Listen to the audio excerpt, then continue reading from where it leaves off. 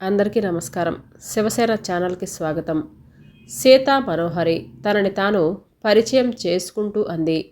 షరీఫ్ అదోలా చూసి భుజాలు ఎగరేస్తూ నవ్వాడు. అదేం పేరు? అదే నా పేరు. ఏమీ బాగోలేదు. మీ అందం, మీ పర్సనాలిటీ, మీ వంపు సొంపులను బట్టి ఏ రంభనో రతీదేవనో పెట్టి ఉండాల్సింది. మీ అమ్మాయికి పెట్టుకుందురు గాని. దెబ్బతిన్నట్లు చూశాడు. ఆ వెంటనే సర్దుకున్నాడు. ఆహాహా, అపార్థం చేసుకోవద్దు. నా ఉద్దేశం ఏమిటంటే, సీత పేరు పెట్టుకున్న వారందరికీ కష్టాలు తప్పవట. కష్టాలు ఎదుర్కోగల శక్తి ఉంది. అందుకే ఈ జనారణ్యంలోకి రాగలిగాను. మీ స్పాంటినిటీ నాకు నచ్చింది. స్పార్క్ ఉన్న మీ లాంటి వాళ్ళు నా ప్రాజెక్టులో ఉన్నందుకు ప్రాజెక్టు మేనేజర్గా I'm very happy. Thank you. మరో మాటకు అవకాశం ఇవ్వకుండా వెనుతిరిగి వెళ్ళిపోయింది. ఆమె సౌందర్యం మరింతగా మతి పోగొడుతుంటే పెదవి కొరుక్కుంటూ ఆమె వెళ్ళిన వైపే చూస్తూ ఉండిపోయాడు. ఈమెను ఎలాగైనా ముగ్గులోకి దింపాలి. ముద్దుగుమ్మని అనుకుంటూ, ఏంటి గురు, ఏదో సీరియస్గా ఆలోచిస్తున్నావు అని అంటూ వచ్చాడు అడ్మిన్ మూర్తి. సేమ కుట్టింది. చీమ కాదు సేమ. సీతా మనోహరి టఫ్ గర్ల్. నాకు మైనపు బొమ్మే. నాకు టాక్టీసే కదా గర్ల్స్ పడేయటంలో. నీకు మాస్టర్ డిగ్రీ ఉంది కదా. గర్వంగా ఫనీష్ తన ఫ్రెండ్ స్టైల్గా ఉంటాడు. Smiling face. ప్రముఖ సాఫ్ట్వేర్ కంపెనీలో చక్కటి పొజిషన్లో ఉన్నాడు. కంపెనీ పెద్దల గుడ్ లుక్స్ ఉన్నవాడు. అమ్మాయిల సంతోషం కోసం రిక్వెస్ట్ డెబిట్ కార్డ్ని ఉపయోగిస్తాడు. వీటన్నిటి వలన తను అమ్మాయిల కలల మన్మధుడిగా భావిస్తుంటాడు. ఆల్ ద బెస్ట్ చెప్పి అక్కడి నుంచి వెళ్ళిపోయాడు మూర్తి. సీతా మనోహరి తన ఫ్రెండ్స్తో కలిసి క్యాంటీన్కి వెళ్ళటం చూశాడు ఫనీష్. చేస్తున్న పనిని ఆపి వెంటనే లేచాడు. క్యాంటీన్లో చికెన్ ఫ్రైడ్ తీసుకొని తింటూ అప్పుడే ఆమెను గమనిస్తున్నట్లు హాయ్ సీత అని అంటూ విష్ చేశాడు. సీత మనోహరే కాదు, ఆమె స్నేహితులు కూడా చూశారు. అరే, అలా చూస్తున్నారేంటి? Take it easy. స్మైల్గా ఉంటుందని నేనే ట్రిమ్ చేశా. Is it okay? Not okay. నన్ను పిలవాలనుకుంటే సీతా మనోహరి అనే పిలవండి. ఆమె గట్స్కి ఒక్కసారిగా అదిరిపడ్డాడు. ఆఫ్టర్ ఆల్ నిన్న కాక మొన్న చేరిన అమ్మాయి ప్రాజెక్టర్ మేనేజర్కి ఎదురు చెబుతుంది. ఎంత ధైర్యం! వెర్రిగా నవ్వి మాట మార్చాడు. శాండ్విచ్ అంటే గడ్డి గాదం తినటమే. డ్రమ్ చికెన్ అదిరిపోతుంది. ఓ ప్లేట్ తెచ్చేదా? Sorry, thanks. నేను ఎన్వి తినను. ఓహో, మనిషి మెదడునే తింటారన్నమాట. అదో జోక్ అయినట్లుగా పెద్దగా నవ్వాడు. ఎస్, కొందరు మెదడుని ఫ్రై చేసుకొని మరికొందరి మెదడుని ఆమ్లెట్గా చేసుకొని తింటాను. మీకేమైనా అభ్యంతరమా? అతని ముఖంలోకి రక్తం అమాంతం నీరు కారిపోయింది. ఆమె ఫ్రెండ్స్ నవ్వుని బిగపెట్టుకున్నారు. గబగబా వెళ్ళి గ్లాసులు నీళ్లు గడగడా తాగేశాడు. సీతా మనోహరి బ్యాగ్ సర్దుకుంటుంటే ఫనీష్ ఫోన్ చేశాడు. 8కి యుఎస్ క్లయింట్స్ కాల్స్ చేస్తానన్నారు. వెయిట్ అని అన్నాడు. మా టీం లీడర్ ఉంటాడు కదా, నీతోనే మాట్లాడాలట. నీ వర్క్ రిలేటెడ్. మరో మాటకి అవకాశం ఇవ్వకుండా లైన్ కట్ చేసేశాడు. అసహనంతో మండిపోయింది. చాలా ప్రోగ్రాములు వేసుకుంది. ఒక మిత్రురాలి కూతురు బర్త్డేకి వస్తానని మరీ ప్రామిస్ చేసింది. అంతా అప్సెట్ అయిపోయింది. అది కాక క్లయింట్స్కు తనతో మాట్లాడాల్సిన అవసరమే ఉండదు. మధ్యలో ఫనీష్ పెట్టిన ఫిట్టింగ్ అయి ఉంటుందనుకునేసరికి ముఖం మరింతగా ఎర్రబడిపోయింది. మరి కాసేపటికి ఎప్పటి మనిషిలా అయిపోయింది. పనిలో పడింది. 8 అయింది. 9:30 అవుతుంది. క్లయింట్స్ కాల్ రాలేదు. ఫనీష్కి ఫోన్ చేసింది.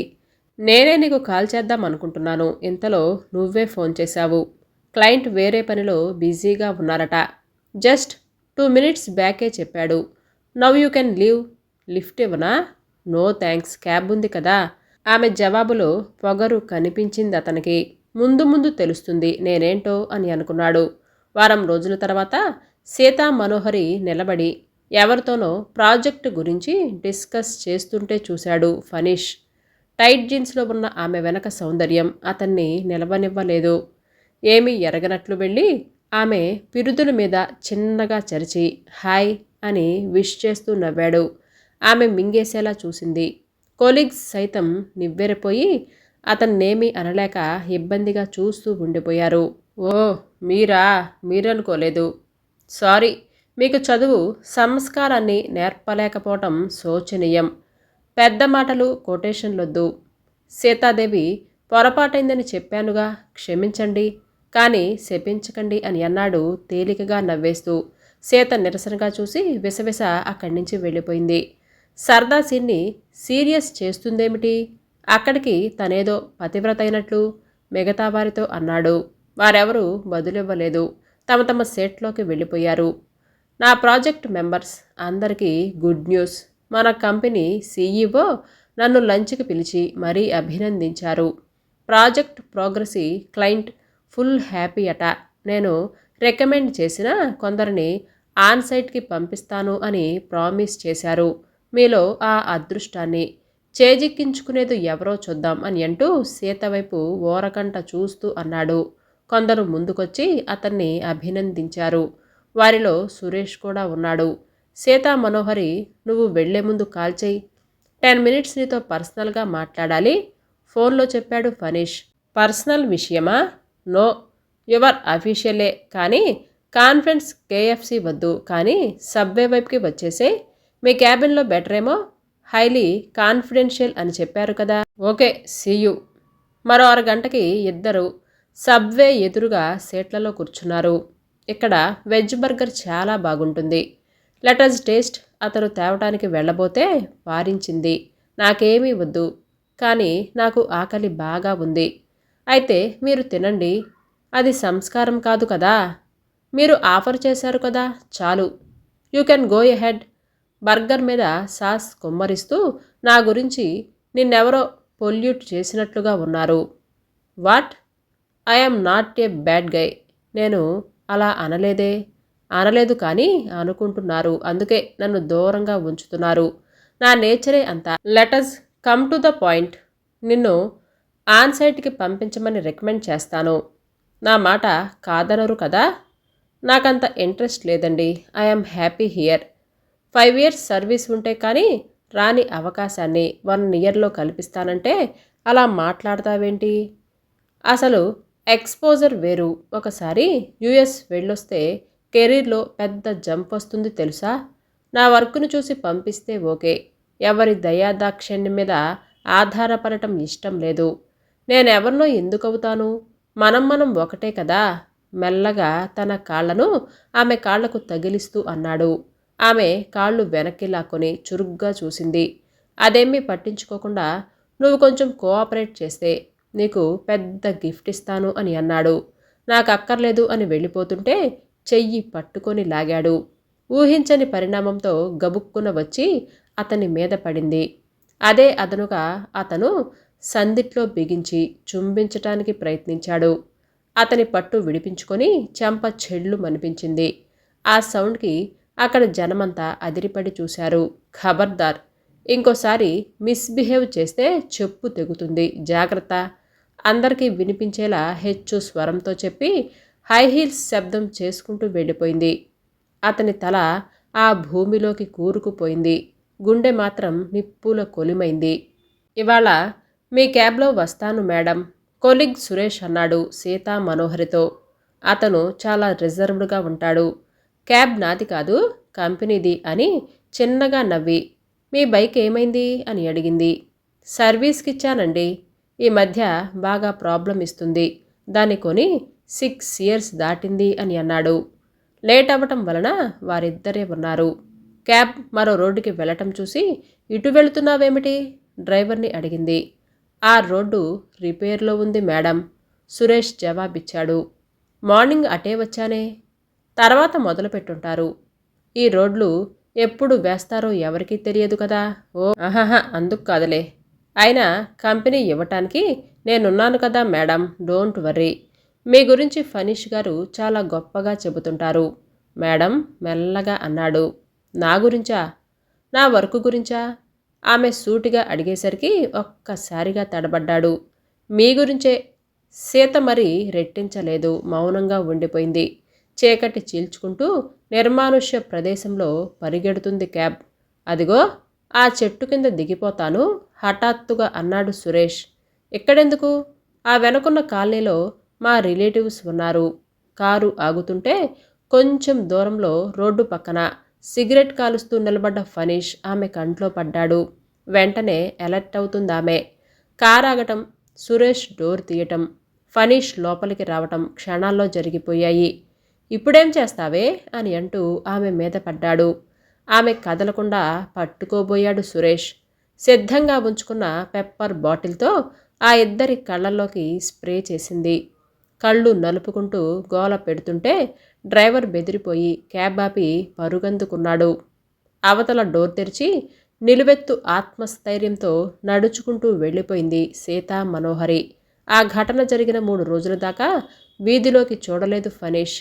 అన్ని పేపర్లు తిరగేస్తూ టీవీ న్యూస్ ఛానల్స్ చూస్తూ భయాందోళనలో ఉన్నాడు.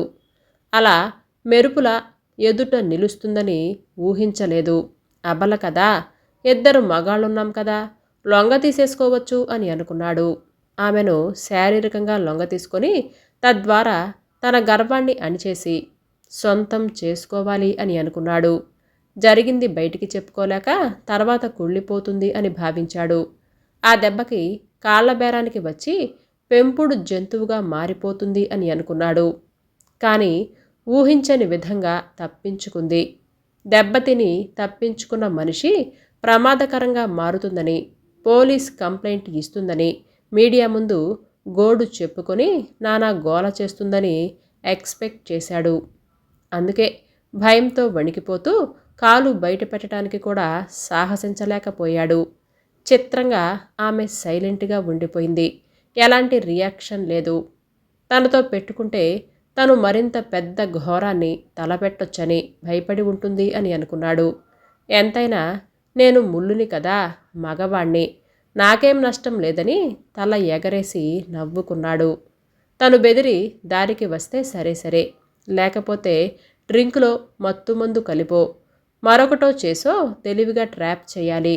ఈసారి చచ్చిన గురి తప్పకూడదు అని అనుకుంటూ హుషారుగా ఏదో పాటను హమ్ చేస్తూ ఆఫీస్కి వెళ్ళాడు. గేటు దగ్గర ఐడి స్వైప్ చేస్తుంటే ఒక ఆమె హాయ్ రావణ్ అని అంటూ పలకరించింది. అదిరిపడి చూశాడు. ఆమె నవ్వుకుంటూ వెళ్ళిపోయింది. తను పొరపాటు పడ్డాడు అని సరిపెట్టుకుంటూ నైస్ నేమ్ సెలెక్ట్ చేసుకున్నారు, ఆల్ ద బెస్ట్ అని అంటూ ఇంకొక ఆవిడ. కళ్ళు గిర్రున తిరిగాయి ఫనీష్కి. ఏం జరిగింది? అసలు ఏం జరుగుతుంది? ఇంకా ఏం జరగబోతుంది? నోటి తడారిపోయింది. ఆఫీస్ లోపలికి వెళుతుంటే కాళ్ళు వణికాయి. చుట్టూ అనుమానంగా చూస్తుంటే అడ్మిన్ మూర్తి వచ్చాడు. ఏమైపోయావు గురు అని అంటూ. ఏమీ అవలేదు, కానీ అంతా నన్ను రావణంటున్నారేమిటి? నువ్వు సురేష్ రావణ మారీచులంట పేర్లు మార్చుకున్నారట కదా, ఎవరు చెప్పారు?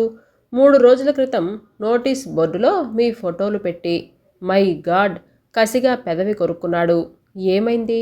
ఆ సీతా మనోహరి భలే దెబ్బ కొట్టిందే. ఆఫ్టర్ ఆల్ ఒక ఆడపిల్ల. ఆడపిల్ల కాదు, అగ్గిపుల్ల. ఆడరాముడు. నాకేమీ అర్థం కావటం లేదు.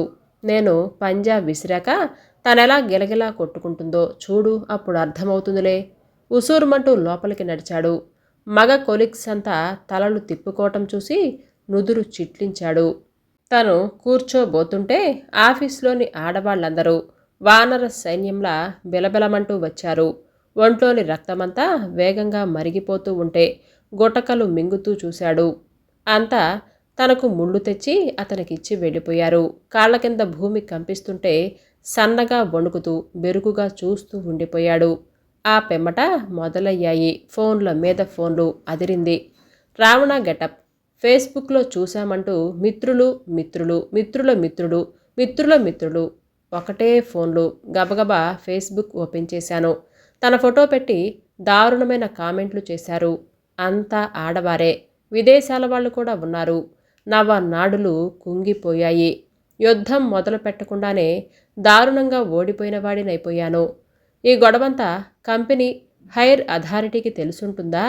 ఎలాంటి చర్య తీసుకుంటారో? వెన్నులో భయం పాము జరజరా పాకింది. నలుగురికి చెప్పుకుంటే అవమానమని. సీత తనలో తానే కుళ్ళిపోతుంది అని అనుకున్నాడు. కానీ ఇలా గీత దాటి సోషల్ నెట్వర్కింగ్లో ప్రవేశించి కల్లోలం సృష్టిస్తుంది అని అనుకోలేదు. సరిగ్గా అప్పుడే హెచ్ఆర్ నుంచి మెయిల్ వచ్చింది. You are dismissed with immediately. తల పట్టుకున్నాడు. ఇంతలో ఇంకెవరో తిన్నగా అతని సీటు దగ్గరికి వచ్చాడు. అతను లేచి నిలబడ్డాడు. అతను వెళ్ళి ఫనీష్ ఖాళీ చేసిన సీట్లో కూర్చొని పనిలో పడ్డాడు. ఇక తనకి ఆఫీసులో స్థానం లేదు, ఫ్రెండ్స్ సర్కిల్లోనూ లేదు. వార్త బయటికి పొక్కితే సభ్య సమాజంలోనూ అతని దిమ్మ తిరిగిపోయింది. కంటికి కనిపించని దెబ్బకి ఇంకెలా బతకాలి? తల వంచుకొని నిస్త్రాణంగా బయటికి నడిచాడు. సెక్యూరిటీ వాళ్ళు ఐడి తీసేసుకున్నారు. గేటు దాటబోతూ బయటికి చూశాడు ఫనీష్. ఫనీష్ని శిక్షిస్తామంటూ ప్లకార్డులు ధరించి ఆడజనం ఉన్నారు. వాళ్ళు అబలల్లా లేరు. చరిత్రగతిని మార్చేసే వైతాళికుల్లా ఉన్నారు. లోపలికి పారిపోయాడు కానీ సెక్యూరిటీ వాళ్ళు గేటు బయటికి తోసేశారు. వెళ్ళి నడి రోడ్డు మీద పడ్డాడు. ఆడవాళ్ళు అగ్ని కెరటాలే అతని మీదకు రాసాగారు. ఆఫీస్ పై అంతస్తు అద్దంలో నుంచి ఆ దృశ్యాన్ని నారి సంధించి వదిలిన బాణంలా అతని వంక చూసి చూడనట్లుగా చూస్తుంది. నారి సీతా మనోహరి. హాయ్ అండి, ఈ కథ మీకు నచ్చిందండి? అయితే లైక్ చేయడం, సబ్స్క్రైబ్ చేయడం, షేర్ చేయడం మర్చిపోవద్దు. రేపు మరలా సరికొత్త వీడియోతో మీ ముందుకు వచ్చేస్తాను. అంతవరకు బాయ్.